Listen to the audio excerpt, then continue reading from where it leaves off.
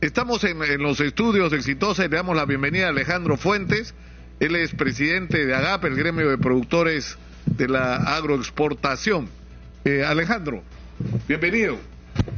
¿Qué tal, Lucas? ¿Cómo estás? Nos podemos quitar la mascarilla. Yo tengo 3 dosis y acabo de salir del COVID, o sea que por lo menos no te voy a contagiar, te lo garantizo. Y si te contagias no he sido yo. Está bien, no hay problema, no hay problema. Aparte me falta, creo que necesito contagiarme. Sí, eso es lo que dicen algunos médicos, ¿no? Que mejor que se contagie todo el mundo para librarnos de esto, pero contagiado con las 3 vacunas, claro, sí, y sin ser una persona con comorbilidades. Por supuesto. Yo quisiera que empecemos estos primeros minutos de la entrevista antes de la pausa con números. Exitosa. O sea, en medio de este ruido político de un país espantosamente horroroso en términos políticos, la agroindustria de exportación ha crecido. Así es, 24% con respecto al año pasado. ¿No? Hemos pasado de casi 7.400 millones de dólares a alrededor de 8.500 millones de dólares en el 2021, ¿no? Y eso gracias a las inversiones que se hicieron en su momento en el año 2018, 2019, probablemente algo del 2017, porque mucha gente que no está metida en esta industria no le queda claro que lo que uno hace hoy se ve reflejado por lo menos, lo más rápido, en 2 años, ¿no? Estamos hablando de frutales, que es donde el Perú destaca, ¿no? A través de las paltas, los arándanos, las uvas. Claro, que no es que pones el dinero y inmediatamente tienes un retorno, sino que los resultados de tu inversión recién los empiezas a ver en términos de tener el producto disponible. Los retornos demoran más todavía, ¿no? Claro, pero digamos, para tener el producto disponible. Sí, ahora, ¿dónde la estamos rompiendo? O sea, lo de la palta es un boom, ¿no? Sí, bueno, realmente el cultivo donde más la ha roto el Perú es en el arándano, ¿no? Que es un cultivo que los peruanos no consumimos, pero que a nivel mundial hay un consumo creciente, y el Perú pasó en 8 años de literalmente no exportar arándanos a ser el número 2 y un año después a ser el número 1 en el mundo, ¿no? Entonces, eso es algo inusual en la industria, porque el peruano tiene que entender que no es que esto es normal, ¿no? El Perú ha hecho algo con el arándano que no se ha visto nunca en el mundo en ningún otro cultivo. Y la uva, por supuesto, también hoy día somos el número 1 como exportador, pero eso nos tomó pues 20 años, ¿no? No ocurrió en 8, como en el caso del arándano. ¿Somos el número 1 en la uva de mesa ya? Sí, ya sobrepasamos en valor, digamos, hemos sobrepasado a Chile. Increíble. Y ya somos el número 1, Chile el número 2, Estados Unidos el número 3. ¿Y qué otros productos? Porque habían otros en los que se había avanzado. Bueno, la palta somos el número 2.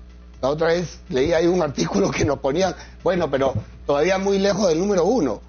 Yo creo que no nos acordamos que ya somos prácticamente la mitad de lo que es México, y hace 10 años éramos la 10ª parte.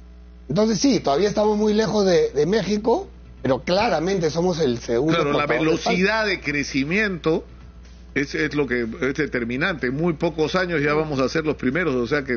Y por ser exportaciones, ¿no? Obliga a que las empresas trabajen de manera formal, y eso genera también empleo formal, porque la agricultura pues es una industria muy intensiva en mano de obra. ¿A cuánta gente le está dando chamba en este momento la agroindustria de exportación? De manera directa e indirecta a 1 millón de peruanos. 1 millón de personas están viviendo. 1 millón de personas, y la agricultura como un todo, o sea, hablando de manera directa, son 500.000, y la agricultura como un todo son 4 millones, ¿no? Tenemos que ir, Alejandro, a la pausa y regresamos para conversar sobre qué es lo que ha pasado en estos últimos meses con esta incertidumbre política, pero sobre todo, qué es lo que hay que hacer para multiplicar esto que ya empezó y que no debería parar. ¿Qué es lo que hay que hacer? ¿Qué es lo que si así te dicen, eres ministro de Economía, de Agricultura, perdón, ¿qué harías? Vamos con esa la respuesta de esa pregunta. Volvemos. Estamos en Exitosa, 11 años integrando al Perú, y estamos tratando de hacer el esfuerzo de que todos tomemos conciencia de las cosas extraordinarias que podrían ocurrir en el Perú si tuviéramos una clase política que esté sintonizada con las posibilidades y necesidades de los peruanos, y no una clase política que está luchando por tomar el control del aparato del Estado que va a seguir siendo ineficiente y corrupto, porque eso es nuestra tragedia, un Estado ineficiente y corrupto que no resuelve los problemas de la gente, y que se pelean entre los políticos por tomar el control de los puestos públicos para forrarse. Eso se tiene que acabar. ¿Para qué? Para hacer aquello de lo que estamos pretendiendo hablar, por ejemplo con Alejandro Fuentes de la Asociación de Agroexportadores. Es decir, hemos crecido prácticamente el 25% en medio de la crisis política, y hubiéramos crecido mucho más si esto no hubiera sido así. O sea, si la política no hubiera estado tan tóxica estos meses. O sea, yo te diría que no, porque de nuevo, eso depende de lo que ocurrió en el año 2018, 2019. Claro. ¿No? Lo que sí nos está afectando ahora es que no vamos a crecer en el 24, en el 25. Porque claramente esta situación de inestabilidad que ha habido, esta confrontación constante, desalienta pues a cualquier inversionista, independientemente de si es una agricultura familiar, es un pequeño agricultor que tiene que salir de un cultivo rotativo a un cultivo permanente, o una empresa agroindustrial que tiene 1000 hectáreas, ¿no? Ambos no tienen certeza de lo que va a ocurrir a futuro, entonces lo que uno hace es postergar decisiones. ¿Y eso qué afecta? Afecta de nuevo generación de empleo, que es lo que necesitamos, formal especialmente, que es lo que más necesitamos ahora. Ahora, ¿qué cosas son las...? O sea, imagínate que ocurre un milagro y no sé, te llaman para que seas ministro de Agricultura, en vez de llamar a algún amigo de Cerrón o alguna de esas, como se están nombrando ahora los ministros, ¿no? O por cualquier otro, o porque perteneces a un partido que tiene votos en el Congreso que los necesitas para que no te vaquen, sino que se empiezan a tomar las decisiones en el Perú en función de quién puede tomar digamos, hacer lo que hay que hacer. Ya. O sea, hay un primer problema con los proyectos de irrigación. Tenemos tremendos proyectos de irrigación que multiplicarían por cuánto lo que estamos haciendo ahora. No, o sea, solamente Majes Siguas y Chaimochic 3, Majes Siguas 2, no representan el 30% de lo que se tiene hoy en día. ¿No? Entonces, ahí nomás tenemos la posibilidad de crecer 30% más de lo que hoy existe en el Perú, con la generación de empleo que eso acarrearía especialmente en la región Arequipa, ¿no? Porque, digamos, ya la agroexportación, la agroindustria en La Libertad está bastante desarrollada, es, ¿no?, una tercera etapa de lo que ya existe. Pero en el caso de Majes Siguas 2, de Majes Siguas 1, el Pedregal es una irrigación de un esquema distinto de los años 80, esto podría, pues, literalmente ambos generar un incremento en área de 30% adicional, y en facturación probablemente menos, porque claro, mientras más produces, hay un impacto también sobre el precio de los productos que comienzas a exportar. No, el Perú, de nuevo, es en más de 10 productos, está entre los top 5 del mundo. Entonces, el crecimiento del Perú afecta directamente pero eso supone, porque ahí es donde viene la necesidad de entendimiento entre el Ejecutivo y el Congreso, porque vas a necesitar legislar de alguna manera para que se destraben esos proyectos. Es decir, como tienen juicios, problemas pendientes, conflictos, ¿no es cierto? Bueno, mientras arreglan el conflicto, el proyecto continúa. Tiene que haber alguna fórmula para conseguir hacer eso. En el caso de Majes Siguas 2, entiendo que ya se firmó la adenda 13 y había un tiempo en el cual se podía objetar, no ha sido objetado, entonces ese proyecto debería de nuevo reiniciarse en 2 meses y ojalá estar terminado en 2 años y medio. ¿No? Es probablemente el proyecto de irrigación más atractivo por el tema de clima y suelos que tiene el Perú. Mejor que Chaimochic, mejor que... ¿Y a cuánta gente le podría dar chamba estos, si sumas todos los proyectos de irrigación parados y los activos? Estamos, o sea, parados son 3, ¿no? Pero realmente 2 con más factibilidad. Estamos hablando sin ningún problema de agregar entre 150.000 a 200.000 puestos de trabajo adicionales formales, ¿no? Que es lo que el peruano necesita. No podemos seguir en un país con un nivel de informalidad que bordea el 85%. Eso es una locura. Ahora, y el otro tema, o sea, porque uno es, digamos, destrabar estos proyectos de irrigación para que se siga avanzando en el camino que ya se empezó. Pero lo otro, ¿cómo haces para integrar a los pequeños productores, como por ejemplo está ocurriendo en el caso de la palta, ¿no? Donde acá nos han contado historias increíbles de gente que le ha cambiado la vida a lo de la palta. Ahora están O sea, están pasando literalmente de la sobrevivencia a tener dinero en el bolsillo producto de que exportan paltas al mundo. Mi negocio es trabajar con pequeños agricultores y trabajo, por ejemplo, con los pequeños agricultores del Valle de Torobamba, a quienes saludo desde tu radio. Torobamba debe ser uno de los lugares con más Toyota Hilux per cápita que hay en el Perú. Y no es por el narcotráfico, ¿no? Es gracias a que hace más de 20 años, con la ayuda de una ONG, de gobierno regional en su momento, distrital, comenzaron a cambiar los cultivos rotativos por la palta Hass. Y hoy en día son un proveedor importante de palta Hass en una ventana en donde los precios tienden a ser el doble de los precios que se tienen en los meses en los que Chavimochic produce. Entonces, es un cultivo que a un productor de 1 hectárea le deja una ganancia alrededor de entre 30.000 a 40.000 soles.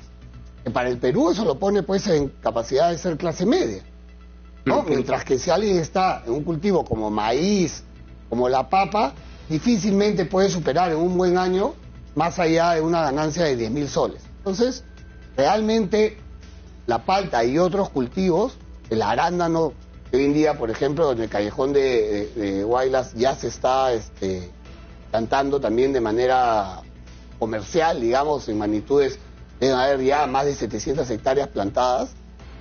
También tiene ahí otra oportunidad de integrar a la agricultura familiar con la agroindustria. ¿Por qué eso no se da? O sea, se está dando, ¿por qué no se da de manera más agresiva? Claro. Porque dos cosas. Existe desconfianza entre las partes, y hay que ser directo y claro. O sea, el pequeño agricultor desconfía del agroindustrial. El agroindustrial también desconfía del pequeño agricultor. Porque por más que en unos casos son vecinos, no se conocen muy bien. Y lo otro es que el agroindustrial siente que está en el negocio de las aerolíneas y el pequeño agricultor está en el negocio de los taxis. Pero los dos están moviendo personas. Los dos están en el negocio del transporte. Entonces lo que necesitamos es, oye, ¿cómo agarramos las capacidades de la empresa agroindustrial? Que son acceso a mercados, acceso a financiamiento, acceso a insumos a menor costo, conocimiento técnico del cultivo, conocimiento del riego. ¿Cómo llevamos eso que el Perú ya tiene? Aquí no hay que traer a nadie ni de Israel, ni de Estados Unidos, ni de España, ni de Chile. Nosotros somos los tigres hoy día en la agricultura moderna a nivel mundial. Y eso lo hemos demostrado con las exportaciones que tenemos. ¿Qué tiene el pequeño agricultor? Tiene unos suelos, un clima maravilloso. Tiene un conocimiento ancestral de los cultivos en la sierra que no es un tema menor. Hay disponibilidad de agua. Desgraciadamente el Estado no hace presas, represas, para que esa disponibilidad sea durante todo el año. Tiene ventanas en las cuales los cultivos salen, se complementan con los de la costa. Entonces, el matrimonio es casi que obvio, pero mientras el Estado no dé ese incentivo para que el matrimonio se dé, hoy en día, pues, tenemos matrimonios aislados. Lo que necesitamos son matrimonios masivos, ¿no? Donde Claro. el principal beneficiado, cuando las empresas agroindustriales compitan literalmente por esa agricultura familiar, el principal beneficiado va a ser el agricultor. Claro, porque mira, yo ha sido una interrogante que la gente no se hace, porque insisto, como los políticos están ocupados en acuchillarse, o sea, tenemos un tremendo problema con la informalidad. ¿Cuántos ambulantes hay en el Perú? ¿Cuántos transportistas informales? ¿Cuántos mototaxistas? Que es una vía de sobrevivencia. ¿Y cuál es su futuro? ¿Cuál es el futuro que les ofrece? No hay futuro en Lima. ¿De qué vas a vivir? Fíjate, cuando ocurrió la pandemia, muchísima gente regresó a los pueblos de orígenes suyos, de sus padres, hasta de sus abuelos, para poder comer. Entonces, ¿eso qué es lo que te muestra? Que si tú le ofreces a la gente una alternativa de tener una chamba, como tú dices, digna, empleos formales, ¿no es cierto? Ingresos decentes, ¿no? Que te permitan educar a tus hijos, tener futuro, la gente va a regresar al campo, ¿no? Sí, uno, o sea, y dos, se va a convertir en una alternativa y vas a poder tener proyectos personales y no de sobrevivencia. y todo pequeño agricultor es un emprendedor, ¿no? Porque a veces hablamos mucho del emprendedor como si fuera de la ciudad. El emprendedor, o sea, un pequeño agricultor que sale de un cultivo como el maíz o la papa a un cultivo permanente como un frutal, le implica un sacrificio personal, familiar enorme. Son 2, 3 años que no tiene ingreso, duros. Lo más probable es que no haga toda su tierra, toda la tierra que tiene, no la va a dedicar pues de frente, lo va haciendo de manera escalonada. Pero eso implica un nivel de emprendimiento no menor y un sacrificio familiar. Y entonces ahí es donde tiene que entrar el Estado con el apoyo y ojalá utilizando las capacidades que ya existen en el Perú, en las empresas agroindustriales. Ahora, una cosa que decía Tony Salas el otro día, que tú lo debes conocer, que es un especialista, me decía, si nosotros logramos trasladar la experiencia extraordinaria de la agroexportación a los granos andinos de una manera extensiva, pero empezamos a mirar la Amazonía con otros ojos, es decir, la Amazonía no solamente puede ser la fuente donde sale el petróleo o el gas, sino puede ser la fuente, digamos, sin dañar el ambiente, de aprovechar los recursos amazónicos para convertirnos en el primer exportador mundial de cosmética y de medicina natural, es decir, de medicina basada en productos naturales. Eso es algo que nosotros, o sea, podemos romperla en el mundo, pero ahí tiene que haber intervención del Estado. Y la industria forestal también, o sea, es increíble cómo nosotros tengamos una industria tan pequeña comparado a países vecinos como Brasil, como Chile. Desaprovechamos lo que tenemos, o sea, desgraciadamente aquí los únicos culpables somos los mismos peruanos. No hay otra. No podemos echar la culpa porque tenemos los climas, tenemos la calidad de agua, tenemos los suelos, tenemos una diversidad increíble de microclimas que no existe en otras partes del mundo, simplemente que no se han dado las condiciones. Pero mira, yo te hago una pregunta. Si se abriera el espacio para que una persona como tú, si a ti te dicen, tú, Alejandro, ¿serías ministro de Agricultura? ¿Te harías cargo? ¿Te comprarías el pleito? ¿O no? O sea, por un tema familiar, la respuesta es no. Tu familia no te dejaría. Ahí tu mujer te abandona. Me quedo solo. Mis hijos antes que mi mujer, ¿no? Pero sí es. Pero tú te das cuenta de lo que pasa. Tú te das cuenta. Ayer le hice la misma pregunta a Jorge González Izquierdo, que es un economista, que además tiene un chip diferente, ¿ah? Él dice, está bien, hay que cuidar la caja, pero ahora en el Perú hay que gastar. Es decir, el Estado, hay que hacer gasto público bien hecho, honesto y eficiente, porque eso va a activar la economía. Y yo le pregunto si sería ministro de Economía. Bueno, si no depende de los políticos, sí. Le pregunto lo mismo a Rómulo Mucho, que es una de las personas que más sabe de minería en el Perú, que es el inventor del canon, además, porque él dijo la gente se tiene que beneficiar, y a él se le ocurrió lo del canon, el minero, ¿no? Y también me dijo que sí, pero ¿de qué depende? De que los políticos no estén, pues. Entonces, ¿qué cosa hay que hacer? Hay que arrimar a los políticos y meter a la gente que sabe a conducir los destinos de este país. Sí, claro, hay que elegir mejores políticos, ¿no? Y eso es responsabilidad de cada uno de nosotros, los peruanos, que desgraciadamente no hemos hecho pues buenas elecciones, no solamente ahora. Porque la política la haga otro tipo de gente, pues, gente como tú, gente como... Y hablo, y tú conoces además a muchos pequeños agricultores, a la gente de la ganadería que está sufriendo. Ahora que hablamos de Pedregal, por ejemplo, ¿no? Durísimo, lo que está pasando con la ganadería lechera es una locura, les están pagando por debajo de lo que les cuesta producir, se van a morir.